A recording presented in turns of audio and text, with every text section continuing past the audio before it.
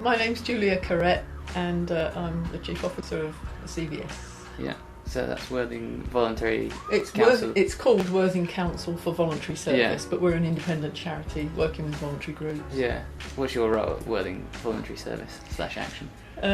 I'm the person that manages the organisation, and our role as an organisation is to support and help develop voluntary and community organisations or charities or social enterprises.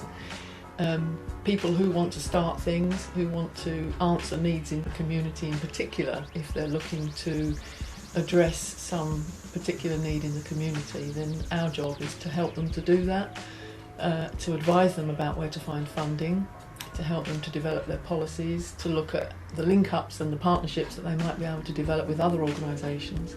There's a lot of voluntary groups in Worthing, so how do you oversee all of that and sort of get them connected and get them functioning? Well, we don't, strictly speaking, oversee it, but our job is to try and be the glue and to bring people together if we can. So we do that in a number of ways. We have a thing called the Voluntary Sector Forum, which is a meeting once every 3 months of all of the groups that want to come to it. And they share information, they have an opportunity to talk about the work that they're doing, but we also invite speakers to that meeting so that there are issues that the community and voluntary groups need to know about, and we bring people in to make sure that they're informed. We also do a lot of one-to-one work where we will act as a kind of sounding board and a consultant to voluntary organisations, so that if they are developing their ideas and developing their policies, we will say, okay, you're thinking of doing this, there are 5 other groups who have got similar work going on, maybe you should go and talk to them, and we'll give them that information. We won't make them go and do it, but we do say to groups, you're always stronger by working with other people who might be able to bring something to the table. We'll link them up with funding organisations, we will bring funders down into Worthing. We've done some workshops recently where we brought 2 very large funders, both of them linked to the lottery, and they run different programmes, and we will run a workshop and bring groups into that workshop to meet with the funder to learn about why they want to give money and what kind of things they want to fund. Groups like Jumpstart, for example, who approached us, we would say to you, if you've got something going on, send it in and we'll put that out so all of the other groups can see what you're doing.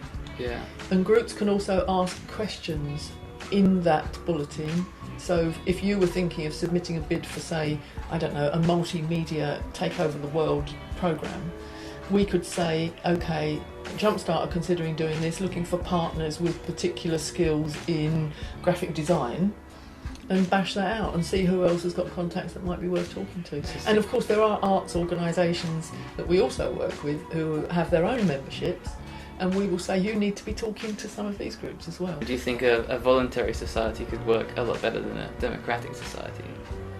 Well, a voluntary society is by its very nature more democratic, in my view, because there are a wider number of people who are having an input to how things work. And, we've heard all sorts of terms recently, haven't we? We've heard about all kinds of societies, big, small, and all kinds. Actually, Britain's got this huge tradition going back to the 1400s when we had our first Charity Act, of people getting out and doing stuff because they give a damn, basically, they care.